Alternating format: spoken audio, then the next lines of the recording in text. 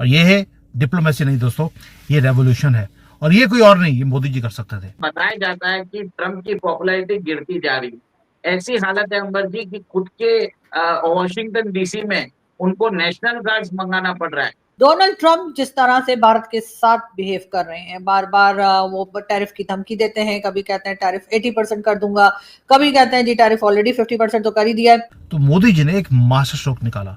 Master stroke ये था कि 2000 साल पहले कोई हरकत हुई थी। इंडिया की एक प्रिंसेस थी, कहाँ की? अयोध्या की। वो जाती है कोरिया में और कोरिया के किंग के साथ वो शादी करती है। सिचुएशन चल रही है, इंडिया टॉप पे है। ठीक है। आगे हम समझते थे कि चाइना है, अमेरिका है, ये कंट्री ज़्यादा टॉप पे हैं, लेकिन अब जो सूरत हाल है उसमें इंडिया टॉप पे कंसीडर हो रहा है। अब वो कंट्रीज इंडिया की तरफ मूव कर रहे हैं कि हम इंडिया से हैंडशेक करें ताकि हमारा फ़ायदा फ्यूचर में हो।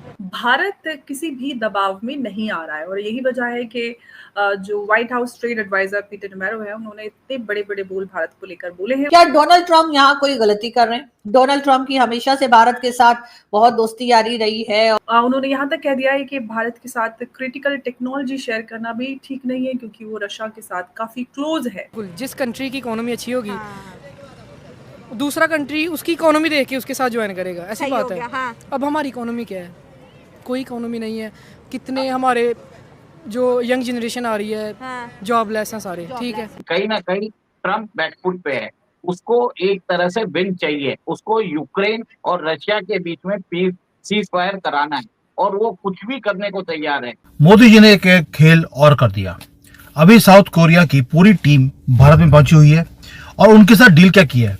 डील ये किया है कि आप सेमीकंडक्टर के किंग हैं, आप अपना सेमीकंडक्टर हमें दे दीजिए, हम अलायंस करने को तैयार हैं और बदले में आपकी जो स्पेस टेक्नोलॉजी है वो बड़ी आउटडेटेड है, इसरो आपकी हेल्प कर सकता है। यानी कि हमने स्पेस दे दिया और सेमीकंडक्टर उनसे ले लिया।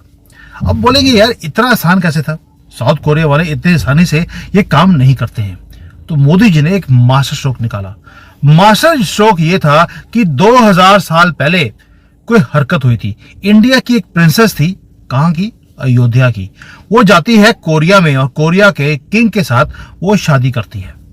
ये कनेक्शन निकाल दिया मोदी जी ने और इसके ऊपर इंडियन मीडिया ने अच्छी तरह से इसको कवर भी किया। यानी कि दुनिया का मोस्ट पावरफुल एडवांस सेमीकंडक्टर को आपने ले लिया है 2000 साल पुराने कनेक्शन के साथ, और साथ में चाइना का फैक्टर भी है, अमेरिका फैक्टर है। यानी कि कोरिया वाले चाइना से भी तंग हैं, अमेरिका से भी तंग हैं और भारत भी चाइना से और अमेरिका से तंग है। हमने वो कनेक्शन भी निकाल लिया कि हिस्टोरिकली हमने इकट्ठे मिलकर युद्ध लड़े हैं। अब आज भी ये युद्ध है, हम क्वाइटली लड़ सकते हैं, हम क्यों ना पार्टनरशिप कर लें और एक फ्यूचर को बिल्ड करें टुगेदर। और ये है डिप्लोमेसी नहीं दोस्तों, ये रेवोल्यूशन है। और ये कोई और नहीं, ये मोदी जी कर सकते थे। और पिछले 18 महीने से ये काम चल रहा है। काम क्या चल रहा है? मोदी जी अपने स्ट्रेंथन कर रहे रिलेशन को साउथ कोरिया के साथ। फंडामेंटली हमने ग्लोबल टेक्नोलॉजी लैंडस्केप को पूरा ऑल्टर कर दिया। रिपल इफेक्ट आ रहा है और हर चीज चेंज होती जा रही है। फाउंडेशन हिस्टोरिकल, जो हमारी एक 2000 साल पहले क्वीन हेरो थी, वो जाती है अयोध्या से, मैरी करती है किंग सूरो को कोरिया के अंदर। ये मैथोलॉजी नहीं है दोस्तों, ये एक्चुअल न्यूज है। ये डॉक्यूमेंटेड हिस्ट्री है जो कनेक्ट करती है हमारी सिविलाइजेशन को at the deepest level with Korea. और जो कोरिया के डिप्लोमेट थे रिसेंटली, चांग, उन्होंने क्या बोला? Ayodhya is very important for both Korea and India. उनको याद किसने दिलाया? मोदी जी ने। यानी कि वो एक्नॉलेज कर रहे हैं something much more profound than it meets आई।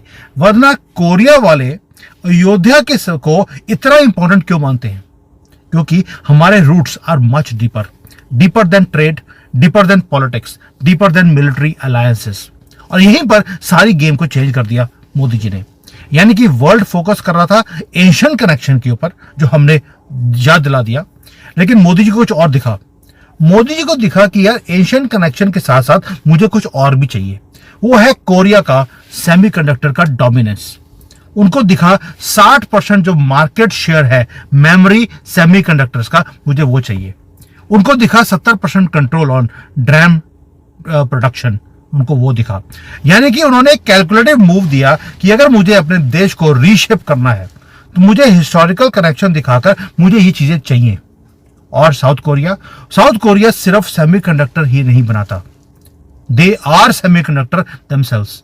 मैंने पहले बोला मेरी एसोसिएशन रही है सैमसंग जैसी कंपनीज के साथ, और मैंने देखा उनका स्केल क्या है। भाई सैमसंग और उसका जो एक कंपनी और है SK Hynix, ये सिर्फ कंपनीज नहीं है, ये सैमसंग तो 30% ऑफ GDP ऑफ कोरिया को कंट्रोल करता है। वो बैकबोन है ग्लोबल टेक्नोलॉजी के। हर स्मार्टफोन, हर कंप्यूटर, हर AI सिस्टम वो डिपेंड करता है कोरियन मेमोरी चिप्स के ऊपर। और मोदी जी ने रियलाइज कर दिया कि ये बहुत ही क्रूशियल है भारत की तरक्की के लिए। और अगर भारत पार्टनरशिप करता है कोरिया के साथ सेमीकंडक्टर के अंदर, यानी कि हम सिर्फ टेक्नोलॉजी बाई नहीं करेंगे, हम को क्रिएट भी करेंगे सैमसंग के साथ या कोरियन कंपनीज के साथ। अमेरिका भी एक अनरिलायबल पार्टनर है, आपको मालूम है। सैमसंग ने बहुत मोटी इन्वेस्टमेंट्स वो वहां पर प्रॉमिस करे थे अमेरिका को कि हम वहां पे करेंगे, बस आप टैरिफ जो हमारी कंट्री के ऊपर लगा रहे हो ये मत लगाओ। अमेरिका पीछे हट गया, सैमसंग भी पीछे हट गया। जो टेक्सास के अंदर प्लांट लगाना था वो अभी तक रुका पड़ा है। उस पे सैमसंग ने बोला हम प्लांट तो लगाना चाहते हैं लेकिन हमारे आपकी कंट्री में कोई कस्टमर ही नहीं है, कोई डिमांड ही नहीं है। यानी कि अमेरिका को बता दिया तुम्हारी औकात नहीं है कि तुम मेरा माल भी खरीद सको। प्लांट चट बंद कर दिया। यानी कि जो अमेरिका, जैसे चाइना आपको आंखें दिखाता है, अमेरिका ने आंखें दिखानी शुरू करी तो साउथ कोरिया ने भी अपनी आंखें दिखानी शुरू कर दी। वो कब? जब मोदी जी ने बोला मैं पीछे नहीं हटूंगा, टैरिफ तुमने लगाए हैं तुम्हें हटाने पड़ेंगे, वरना कोई बात नहीं बाहर में जाओ। हमारी स्ट्रेंथ को देखने के बाद साउथ कोरिया ने भी वो स्ट्रेंथ दिखानी शुरू कर दी। और मोदी जी ने और साउथ कोरिया ने दोनों ने मिलकर अब पार्टनरशिप बना ली है कि हम चाइना को और अमेरिका की दादागिरी को हम सहन नहीं करेंगे। और यहीं पर मैं बोलता हूं मोदी जी की अप्रोच वो रेवोल्यूशनरी है। Instead of depending on American goodwill या चाइनीज का जो मर्सी है उसके ऊपर करने की बजाय हमने डायरेक्ट पार्टनरशिप कर लिया जो म्यूचुअली बेनिफिट हो विद साउथ कोरिया। अब स्ट्रेटजी क्या है? जनवरी 2024 से हम ये काम करते जा रहे हैं। एक काम हमने और किया कि कोरिया को बोला यार तुम्हारे पास टेक्नोलॉजी है लेकिन तुम्हारे पास लोग नहीं है। हमने 206 इंडियन सॉफ्टवेयर डेवलपर्स को उनको भेज दिया कोरिया में कि वहां पे जो SMEs हैं, कोरियन स्टार्टअप्स हैं, उनके साथ मिलकर भारतीय काम कर रहे हैं ऑलरेडी। और ये न्यूज किसी को पता भी नहीं है। हमारे इंडियन मीडिया ने, फिर बोल रहा हूं, दिल पर हाथ रख के बताइए क्या इंडियन मीडिया ने ये सारी बातें खोली? नहीं, क्योंकि वो राहुल गांधी के पीछे पड़े हैं कि राहुल गांधी ने आज वोट चोरी के कितने लोग बाहर निकाले। बस अब आते हैं कि जो हमारे इंडियन सॉफ्टवेयर इंजीनियर्स हैं, ये वो लोग थे कई तो जो पहले अमेरिकन कंपनीज के लिए काम कर रहे थे। हमने उनको बाहर निकाला।